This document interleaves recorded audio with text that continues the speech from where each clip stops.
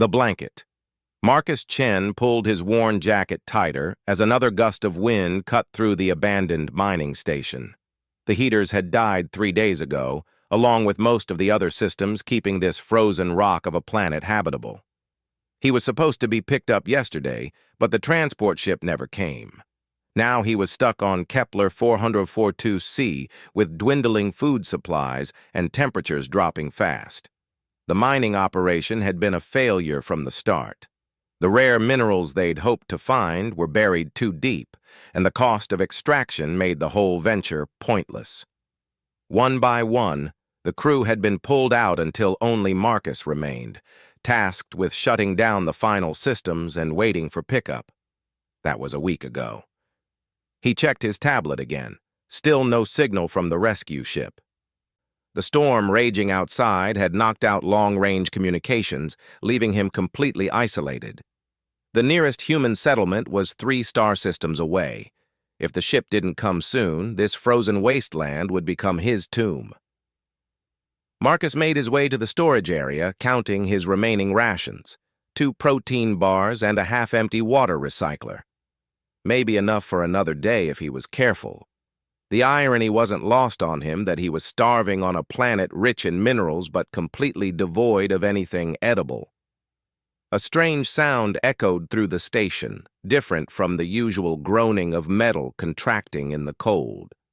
It sounded almost like breathing? Heavy, labored breathing.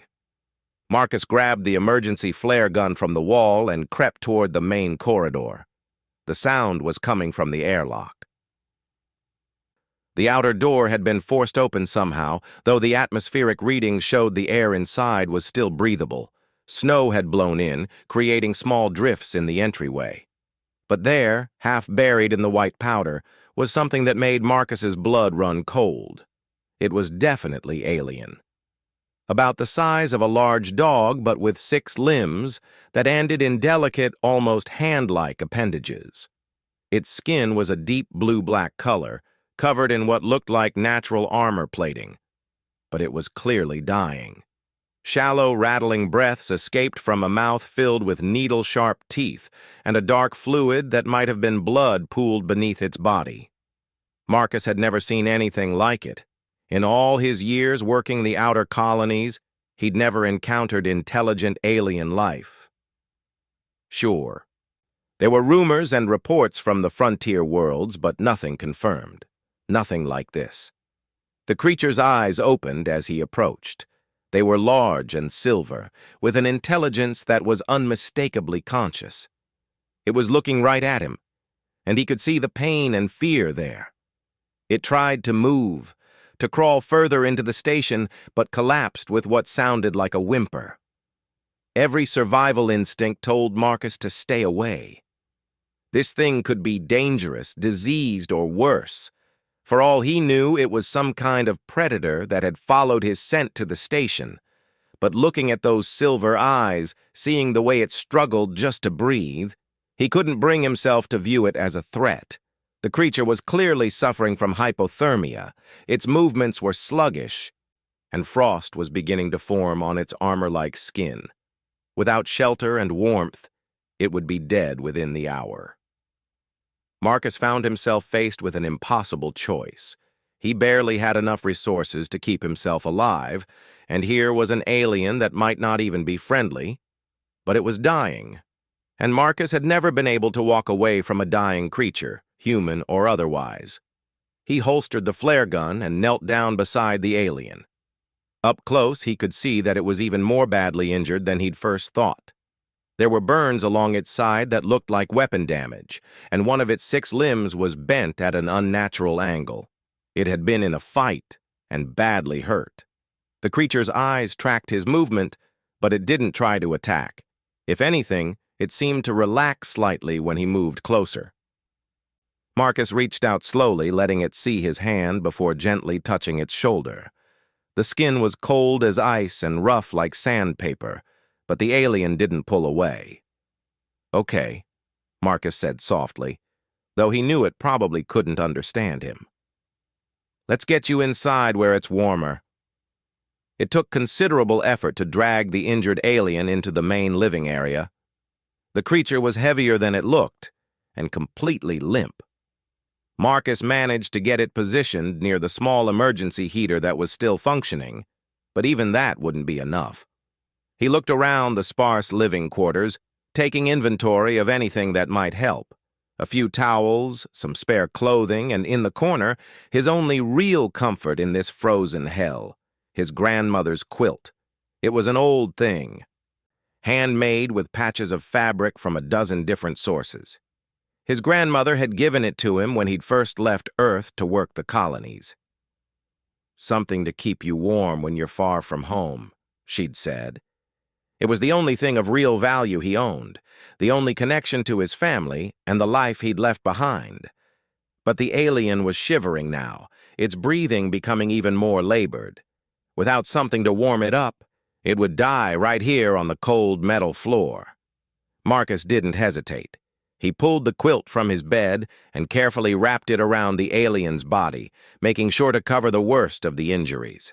The creature's eyes opened again as he tucked the fabric around its limbs, and for a moment Marcus could swear he saw gratitude there. "There you go," he murmured, adjusting the quilt to make sure no warmth could escape. "That should help." The alien's breathing began to slow and deepen almost immediately. The shivering stopped, and some color seemed to return to its dark skin. It was working. The creature was warming up. But now, Marcus was left with only his thin jacket and the failing heater. The temperature in the station continued to drop as the storm raged outside.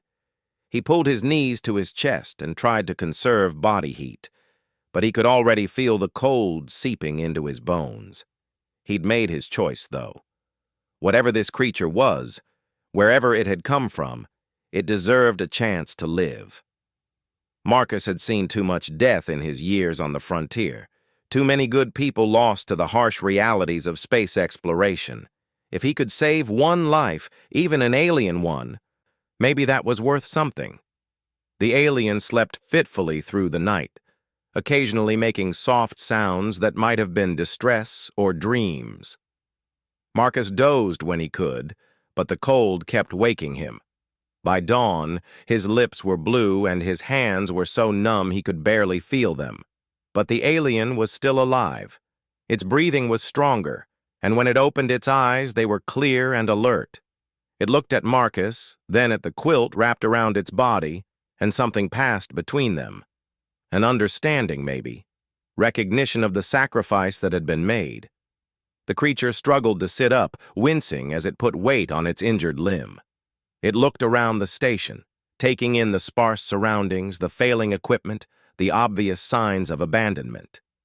Then it looked back at Marcus, who was now shivering uncontrollably despite his efforts to stay warm.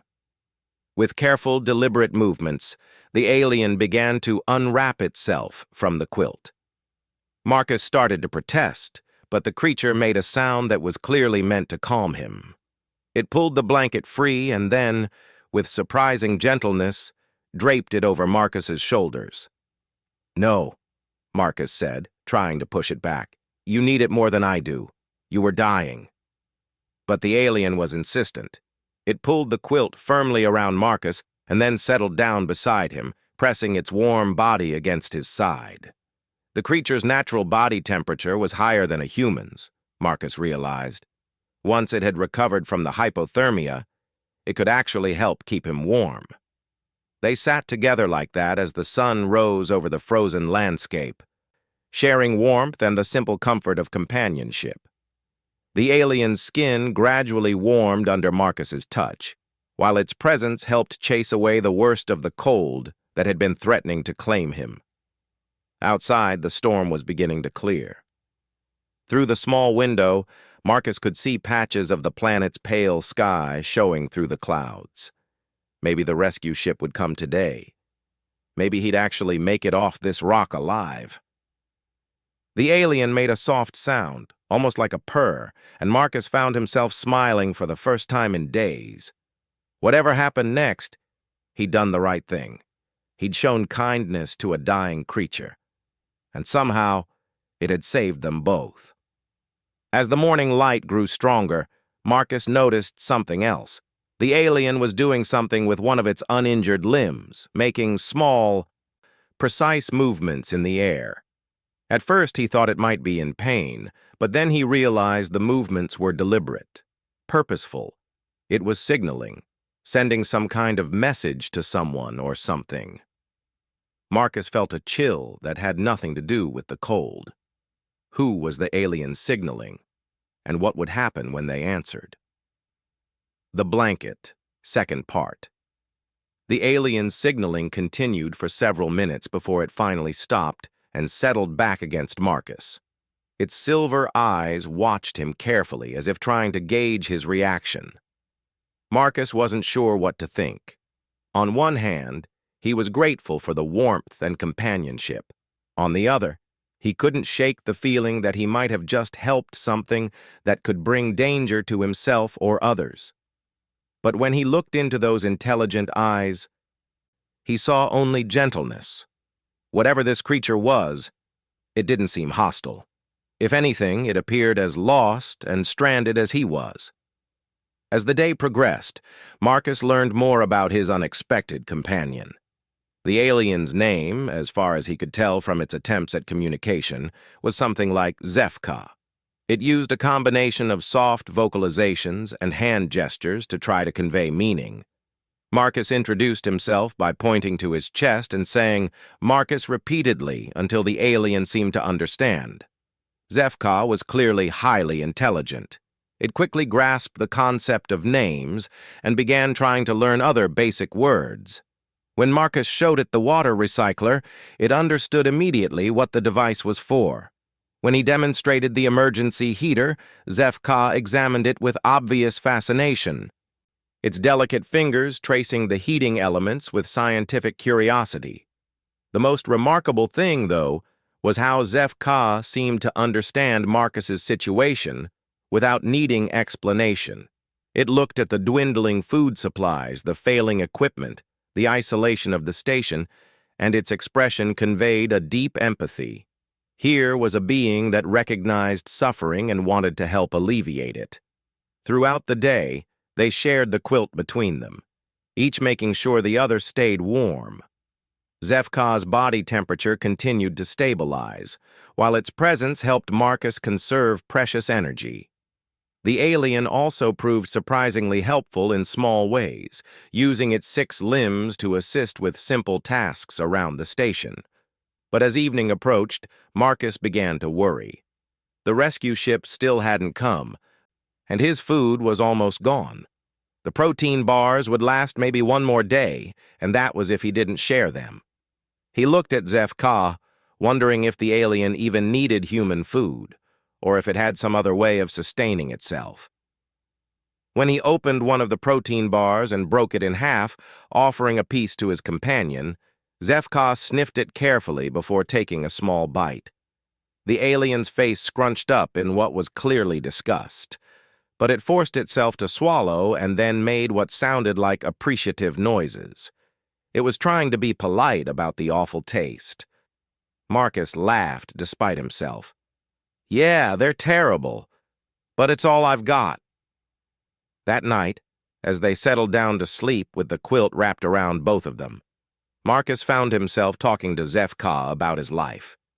He told the alien about Earth, about his grandmother who had made the quilt, about his work in the colonies, and his dreams of finding something meaningful among the stars. He didn't know if HFY understood the words, but the alien listened intently, occasionally making soft sounds that seemed encouraging. In return, HFY began to share something of itself.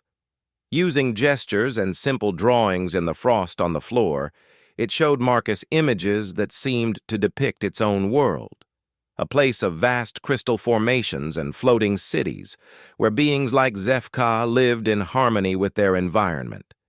The drawings were beautiful, but there was something sad about them too. A sense of loss or longing that Marcus couldn't quite interpret. When HFY drew what looked like a great battle, with ships falling from the sky and cities burning, Marcus began to understand.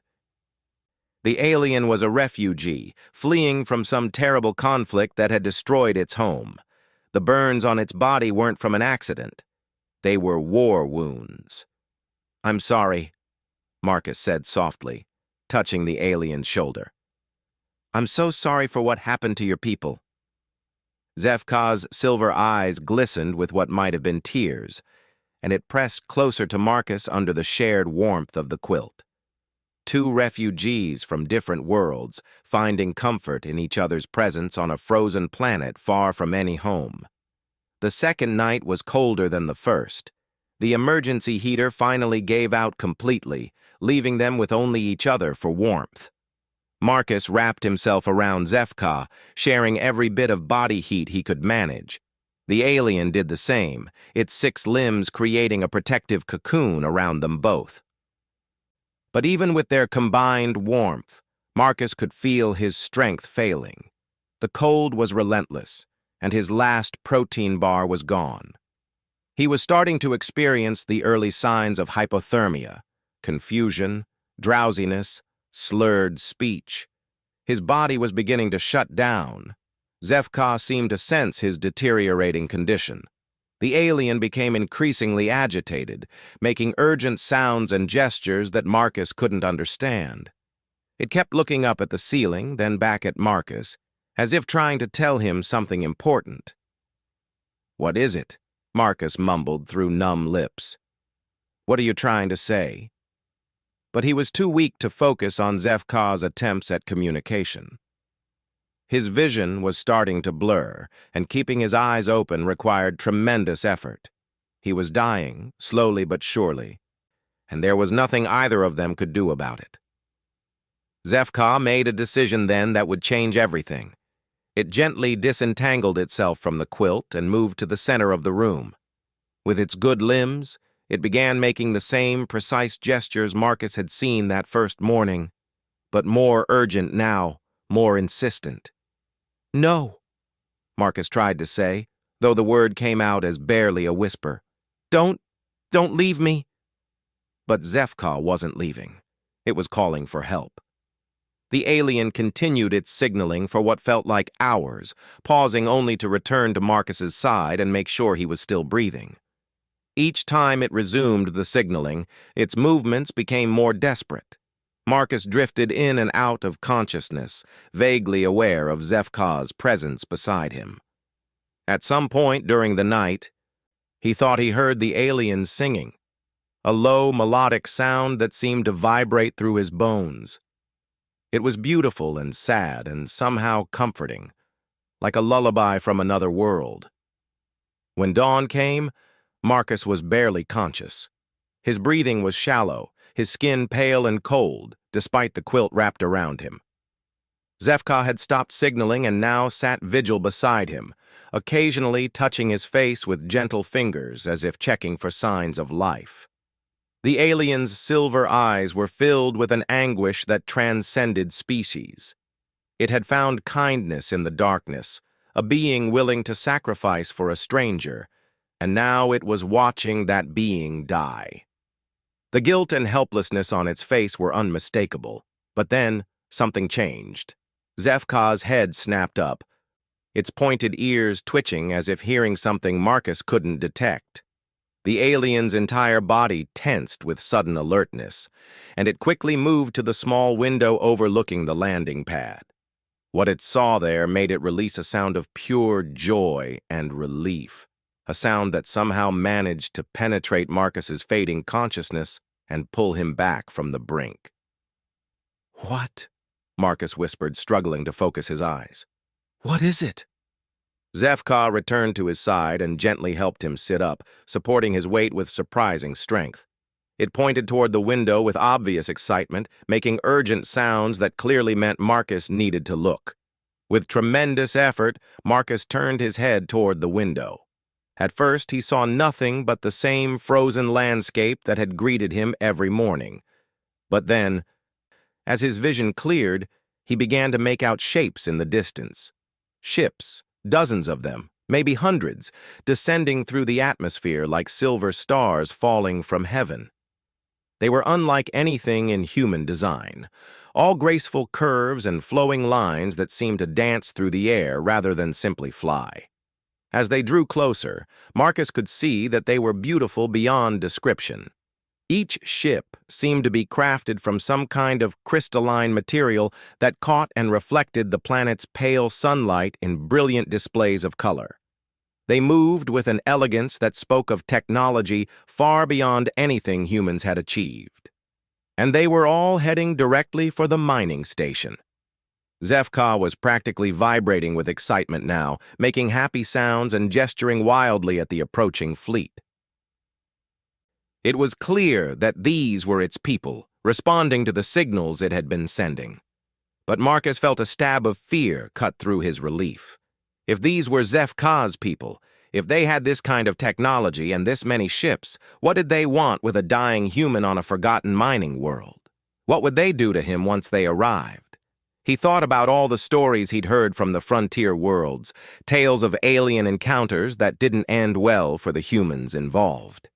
He thought about the burns on HFY's body, evidence of a conflict that had destroyed an entire world. What if the aliens blamed all organic life for their losses? What if they saw him as an enemy? HFY seemed to sense his fear. The alien turned to him with those expressive silver eyes and placed a gentle hand on his cheek. When it spoke, Marcus somehow understood the meaning even though he couldn't comprehend the words. "Trust me," it seemed to say. "You saved me, and now we'll save you." The first ship touched down on the landing pad with barely a whisper of sound. It was enormous, easily 3 times the size of any human transport, but it settled onto the frozen ground as gently as a feather. More ships landed around it, forming a perfect circle that surrounded the mining station. Marcus watched in awe as figures began emerging from the vessels. They were all like HFY, but taller and more graceful, their movements flowing like water. They wore garments that seemed to be woven from light itself, shifting and shimmering with every step. One figure, clearly a leader of some kind, approached the station. Its garments were more elaborate than the others, and it carried what might have been a staff of office. When it reached the airlock, it paused and made a series of complex gestures. HFY responded immediately, struggling to its feet despite its injuries. It helped Marcus stand as well, supporting his weight as they made their way to the station's entrance. When the outer door opened, warm air flowed in, carrying with it scents that were completely alien yet somehow comforting. The leader stepped inside and immediately focused its attention on Marcus. For a moment, there was silence as the two beings studied each other across the vast gulf of species and culture.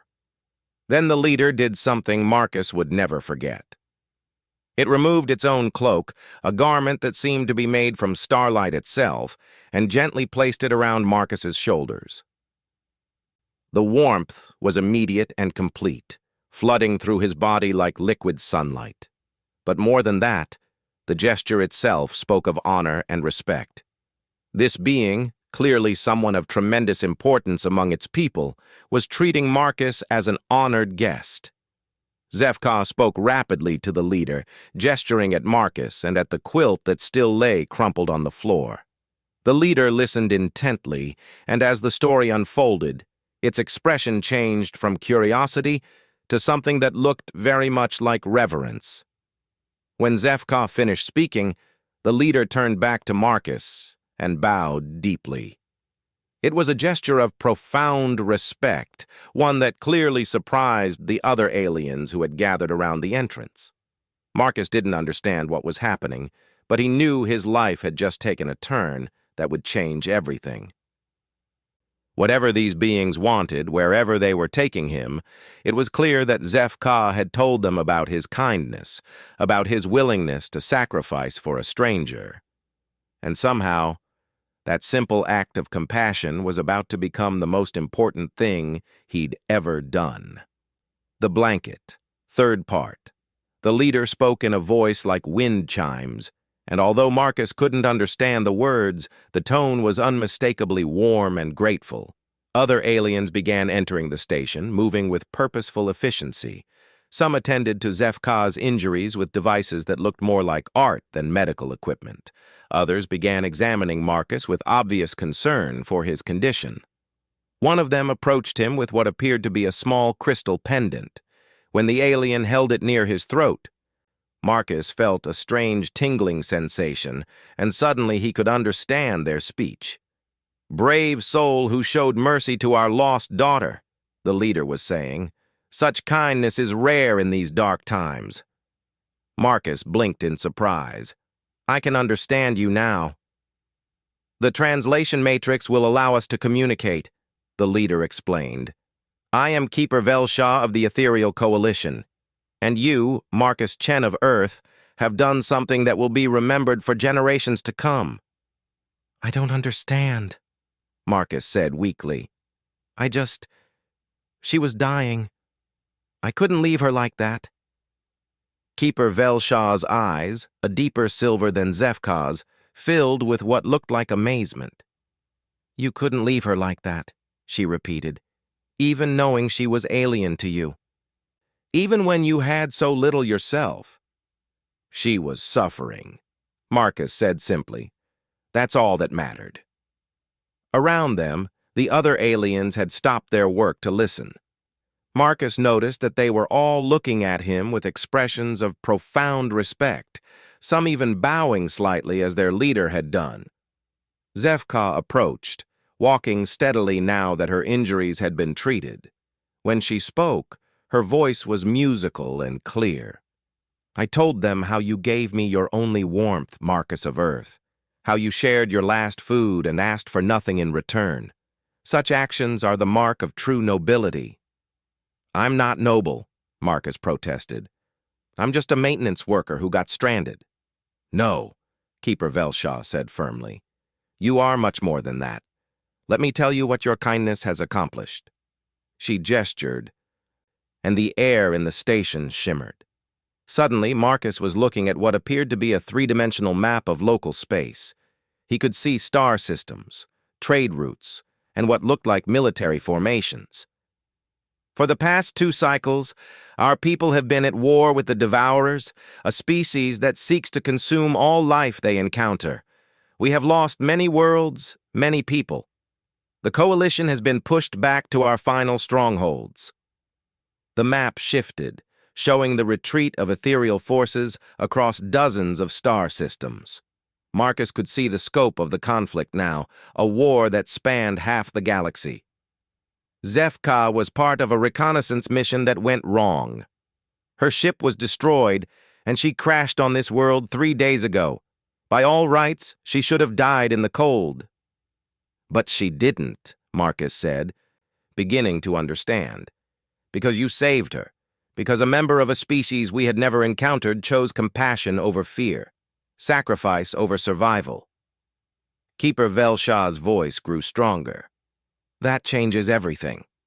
Another figure stepped forward, wearing robes that marked him as some kind of military commander. "For years, we have fought alone against the Devourer threat. We believed that all other species would either join our enemies or remain neutral. We had given up hope of finding allies. Until now," Keeper Velshaw continued, "your actions prove that humanity is capable of the highest nobility, that in a universe filled with darkness, there are still those who choose light." Marcus shook his head. "You're making too much of this. Anyone would have done the same thing." "Would they?" the military commander asked. "In our observations of other species, we have found that most choose self-preservation over altruism when faced with the unknown. You chose differently." The map changed again, now showing human space in relation to the galactic conflict. Marcus realized with growing alarm that the Devourer expansion was heading directly toward human colonies. "The enemy will reach your people within 5 cycles, Keeper Velshaw explained. "When they do, humanity will face the same choice as every other species: join them, be consumed by them, or find allies strong enough to stand against them. And you're offering to be those allies, Marcus said, understanding dawning. Because of what you did for Zefka, yes. The Coalition Council has voted unanimously to extend protection and friendship to humanity. We will share our knowledge, our technology, our strength. Marcus felt overwhelmed. All because I shared a blanket? All because you showed that when faced with suffering, your first instinct was to help rather than harm, Zefka said softly. That is the foundation of everything good in the universe. Over the next several hours, Marcus learned more about the Ethereal Coalition and their long struggle against the Devourers. The Coalition was made up of dozens of species, all united by common values of compassion, knowledge-seeking, and mutual aid. They had been losing the war, not because they lacked strength, but because they lacked numbers. The addition of humanity to their alliance would provide fresh resources, new perspectives, and billions of potential allies. But more than that, Marcus's actions had given them something they had almost lost: hope. We had begun to believe that kindness was dying out of the universe, Keeper Velshaw admitted as they prepared to leave the mining station. The Devourers spread not just through conquest, but through the corruption of hope itself. They make other species believe that cruelty is the only way to survive. But you proved them wrong, Zefka added. You showed that even when facing death, even when everything is lost, some beings will still choose to help others. That is a power greater than any weapon. Marcus was given a choice.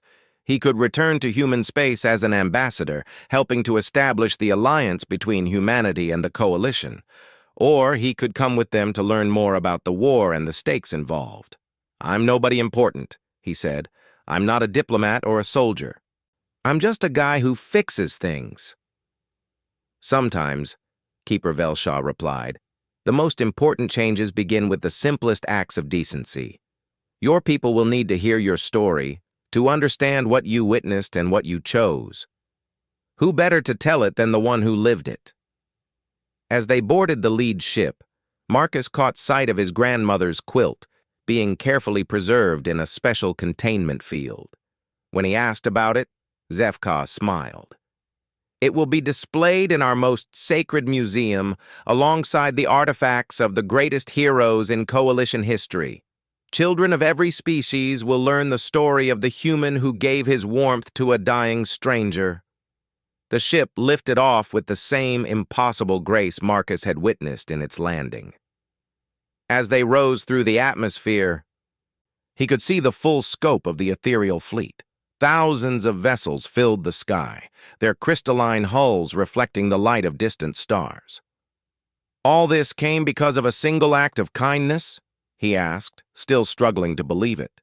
The greatest avalanches begin with a single snowflake, the military commander observed.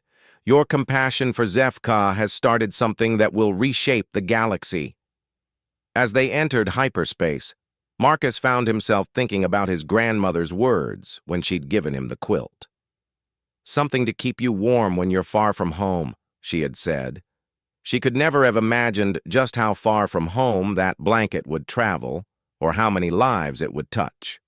In the days that followed, as they journeyed toward the Coalition's central worlds, Marcus learned more about the alliance he had unwittingly helped create.